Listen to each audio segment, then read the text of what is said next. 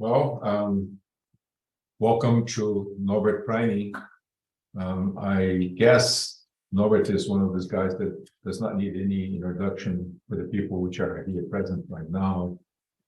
But for the sake of people that will be seeing this video later on YouTube, Norbert is a mathematician / logician, and start getting involved with tech slowly, and then later with TeXLive by doing the builds for Debian. And now he's up to TeXLive around his neck and more. And he's going to give us an update, status update on what's going on and what can we expect soon. Norbert, please have the floor. Yeah, thanks everyone. It's probably a hard time for most people around, but it's the only time here in Japan when I have time. So I have a status update a bit on TeXLive for the last 2 years. Reason is because last year Paolo grilled me in an interview about all kind of strange things. And so I sum up. Also, 2 years ago, I've given more or less the same talk, and it started with exactly the same slide. Actually, I copied them over. There is nothing new. I mean, that is actually a good thing. We are in a state of, so thanks for the attention. No, so we are in a state that not big change, we don't have big changes in TeXLive anymore. But I said I will talk about something, and because at the beginning I remember we were somehow short on talks, so I said I will talk about something. So I scrapped together a bit.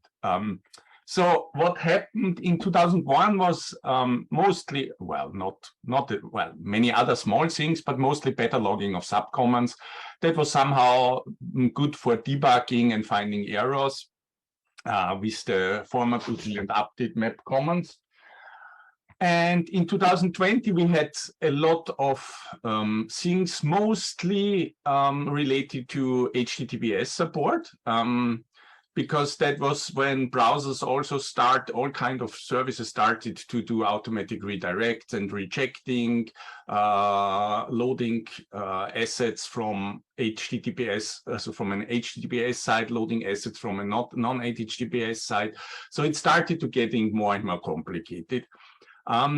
So what happened is that CTAN, who always provides the mirror service, which we heavily depend on, thanks a lot for the service. Well, not only the mirror service, many services. One of them is the mirror service, is that they introduced HTTPS support for the CTAN, and so we did also start to support this in the TeXLive installer and in the TeXLive manager, because by default we use the TeXLive installer, and the TeXLive manager uses the mirror system from CTAN unless you set up a specific mirror. Well, then there were a lot of fixes about SSL certificates. For those who are a bit into this kind of talks, you might remember that Let's Encrypt changed the certificate chain, and that created considerable havoc for a lot of people. Then there was a lot of work going on for fixing Apple, who really enjoys shooting itself. And I think the most interesting part is that we worked on improvements in the installation process. And I will talk afterwards a bit about future, mostly related to Windows. It's also a reason why I have this T-shirt on, because then you see that I have why we have so much pain with Windows. Okay, so 2021, this is better logging of subcommands. So what has happened is that we do full logging of the comments that are called by the TeXLive manager and installer, especially format util and update. So these are the programs that often fail because of users install their local fonts, activate maps without activate maps without actually having the map files, old format definitions lying around. So there's a lot of stuff. We put it parallel to the TeXLive manager log into a separate file. So if you ever have problems, it should actually also be mentioned in the output of the TeXLive manager. you can actually see these logs there.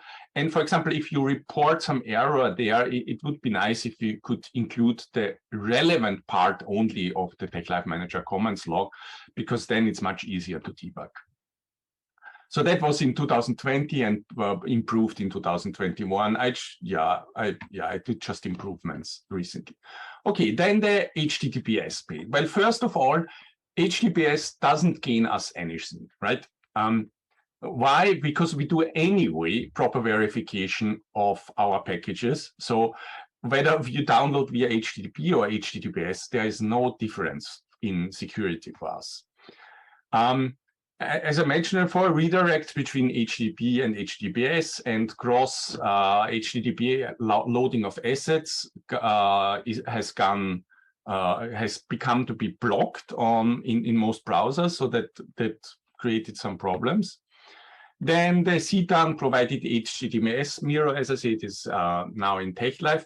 But getting the certificates is really hard. Why? Because wget and curl use somehow different certificates and in an inconsistent way.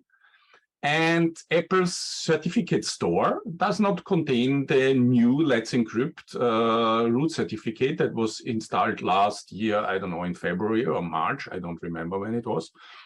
So that was a huge pain. I think I didn't count the emails, but they were in the hundreds about how to get this fixed, and quite a lot of trials to actually get it fixed. So what we did is we switched to curl by default now on all installations. That's anyway not a bad thing either, especially on macOS it is available. And we ship something we didn't want to do right from the beginning, because, well, if we ship a certificate store, a file with a lot of certificates, well, we have to look at it that we also update it. So it's one more pain point, one more thing we have to automatize, what we have done now, but yeah, still. So we ship a list of certificates. It is more or less the certificate store file that the curl project provides.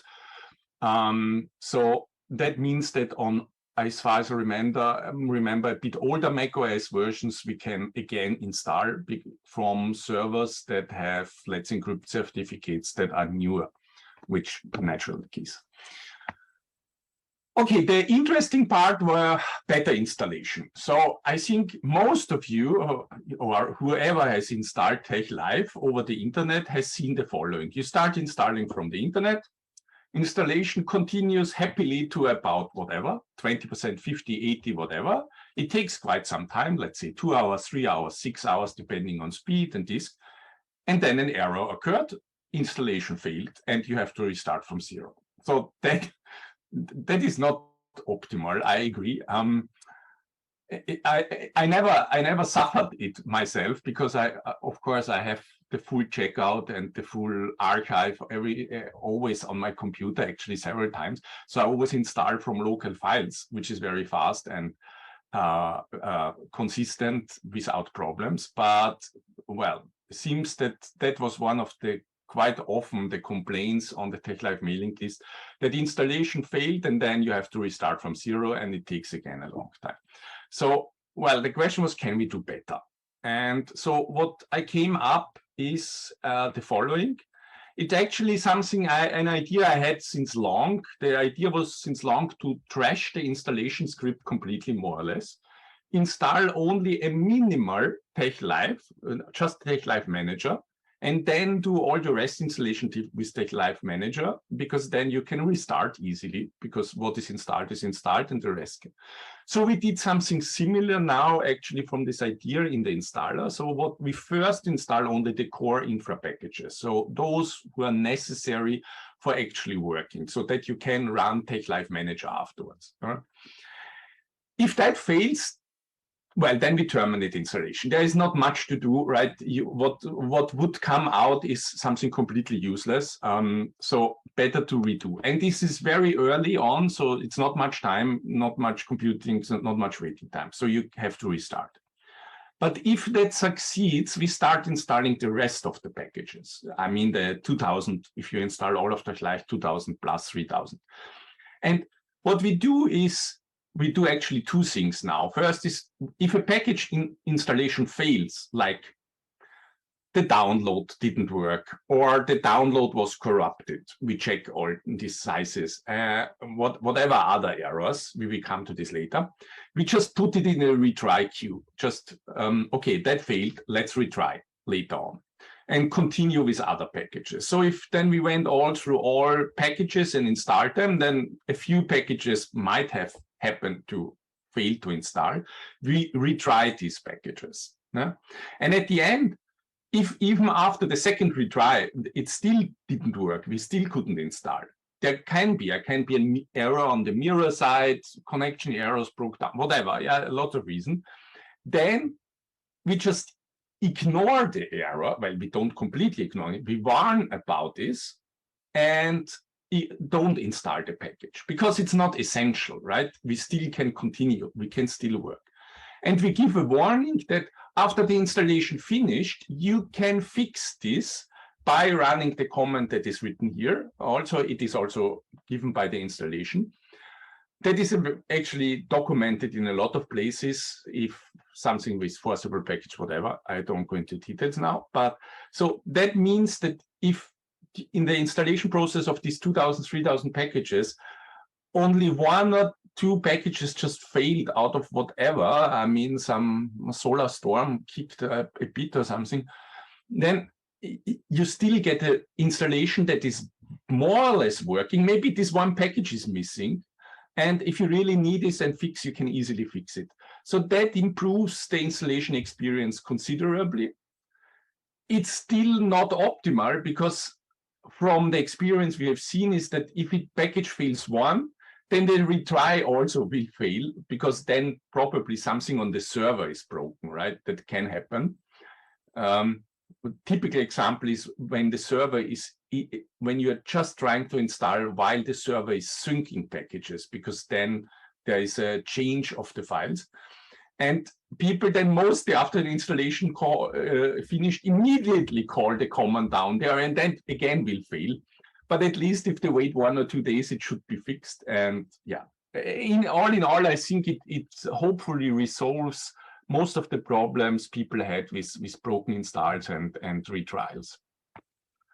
Okay, and finally, a bit work in progress. So what we are planning or what we are working on, you see a lot of windows, and yes, we're trying to fix a lot of things. So first, 32 versus 64-bit Windows. So what's the problem? I don't know. I know there is 64-bit Windows, and you can. I probably have a Windows with 64-bit. I don't know. I not even know where to check. It might be of interest, as far as I remember, for CGK countries with huge fonts. So there is a certain push to get 64-bit Windows binaries into TeXLive. Akira Kakuto has provided in his Windows distribution 64-bit binaries already for quite some time. But they were never included in TeXLive because, well, we don't support it at the moment, right? Well, it shouldn't be so difficult, I thought also. Well, we support 32, 64-bit for various Unix architectures, so why shouldn't we be able to support it for Windows? Well, unfortunately, it's not that easy. And actually, this is me after the 5th trial to rewrite the whole installation and everything. No, it's not me after the 5th rewrite. It's me, but not after the 5th rewrite. But somehow this is the feeling. I think I have in my TeXLive Git repository, I have about several branches trying to make Windows 32 and 64-bit binaries working at the same time, so you can install either 32 or 64-bit installation, like you can for others. Like on Linux, you can install the 32-bit or the 64, and you can install both. So on Windows, this is not so easy. Now, why is this the problem? Well, because Windows is a special case. It's special, and it's really special everywhere. So I did a quick grab and search through the most important files from the installation to the Perl modules to TeXLive, and there are about 200 occurrences of special cases just for Windows. So now that is something you have to go one by one and check each single one. is this specific for 32-bit? Do you do the same for 32 and 64? Or do you have to do something different for 64 than for 32-bit? So that is something you have to do for all these occurrences, and not to speak of the automatization process we have on the TUG server to actually produce all the binaries, because there are, again, special cases to get it running. So, and that would be only the preparation, not to speak about actually testing this. I guess I don't have a 32 Windows anywhere anymore, I think. I'm not sure, but I think. So I guess I could only install the 64 and the 32, but I'm not sure if I can install both. Actually, installing both on Windows is anyway a problem, because we do change the registry for the path setup and everything.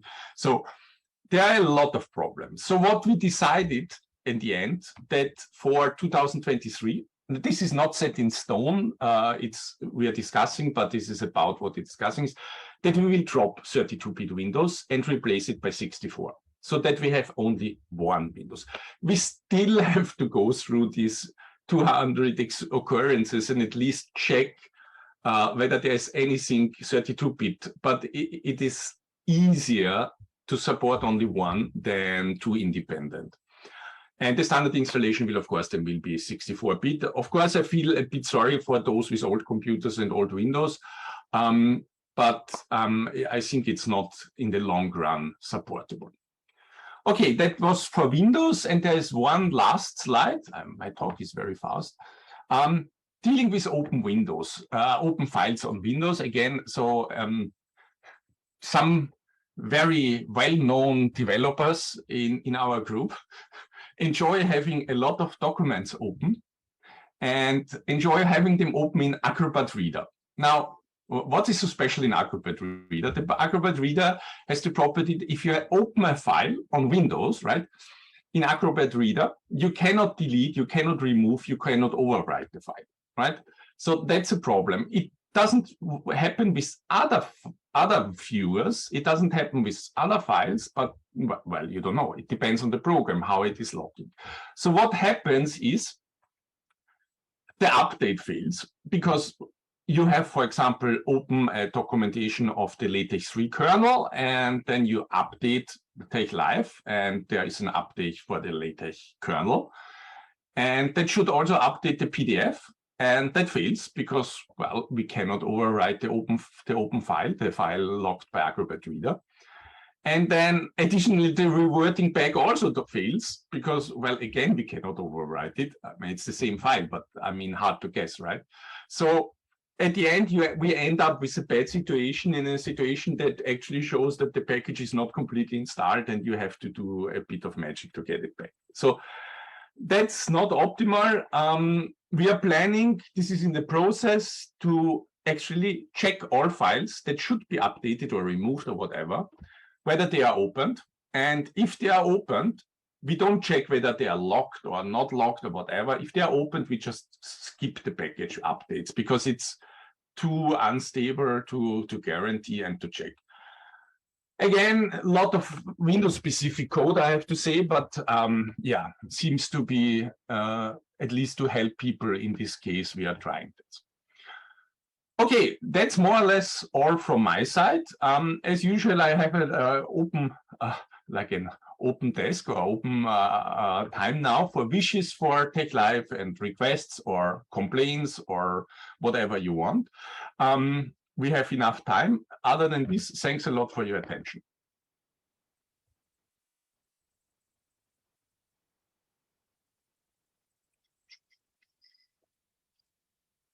No questions, no QA. That's good. I'm trying to remember what was the question that I had for you last year. And that what are you trying to remember? What you asked me? Yeah, I remember that I asked you a specific question about something in TeXLive.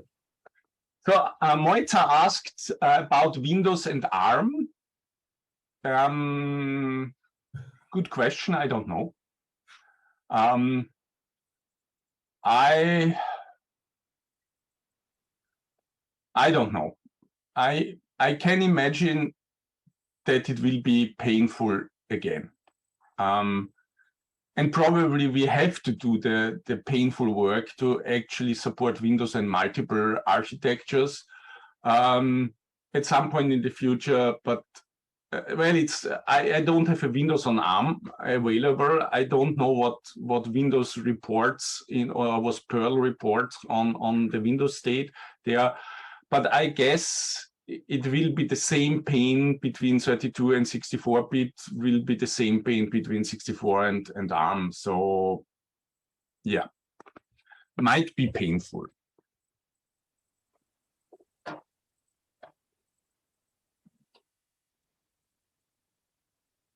I now remember the question. The question was about the platform, Android. The what? The Android? Yeah. I think there are nowadays you can install TeXLive easily on Android. There is Termux, or there's several terminal programs which allow you to install TeXLive on Android already. So shouldn't be that painful anymore. All right. Were you guys looking into insert as an additional platform?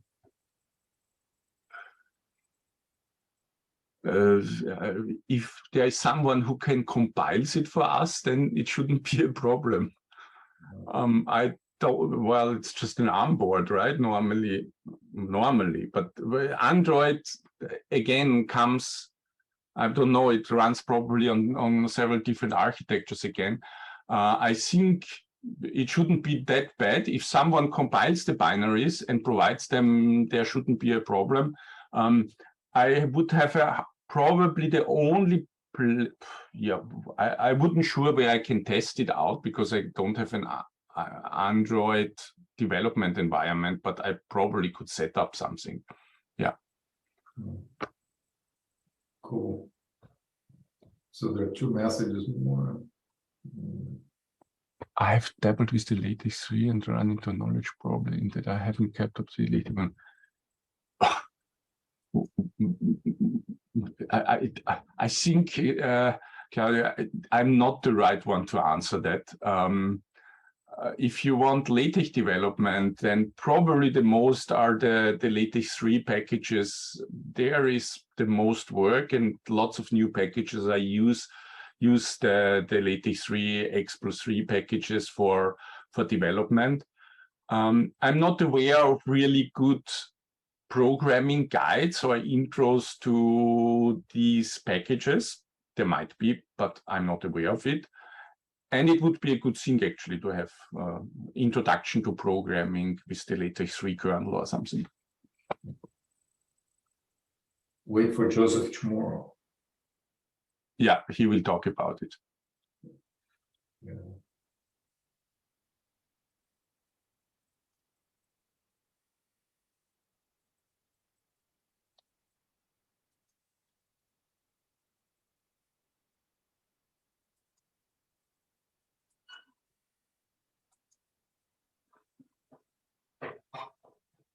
Wow, if there are no further questions, it's lunchtime here. Just out of curiosity, Norbert, I remember the Nelson B used to provide binaries for a slew of machines, running all sorts of Solaris and other architectures. Is this still included in TeXLive? Well, we don't use his binaries directly. Well, the one thing is, I mean, we can, of course, put all kinds of strange binaries into TeXLive, but for example, they will not make it into anyway into DVD because we don't have any space in the DVD anymore. But I mean, it's not difficult if there is a request for a specific architecture. I mean, I just don't want to add all the 20, 30, 40 architectures and carry them in the SVN repository. if there's exactly one user and that is the one who compiles the price. So if there's interest in adding a certain architecture as a platform or as an operating system combination, we can happily add that. I mean, it's not that much work. I mean, just config s updates and a bit of file changes, but that's the easy part. It's just throwing into the already big Subversion repository another 20 architecture binary files with is just I don't see a huge gain for that, right? I compiled myself Alpha Linux for a long time. I think nobody ever used it besides we on our own servers. So this is now gone. I mean, because there is no request for this. If there is request for architectures and Nelson is building them, we can easily add them. So that's not a problem.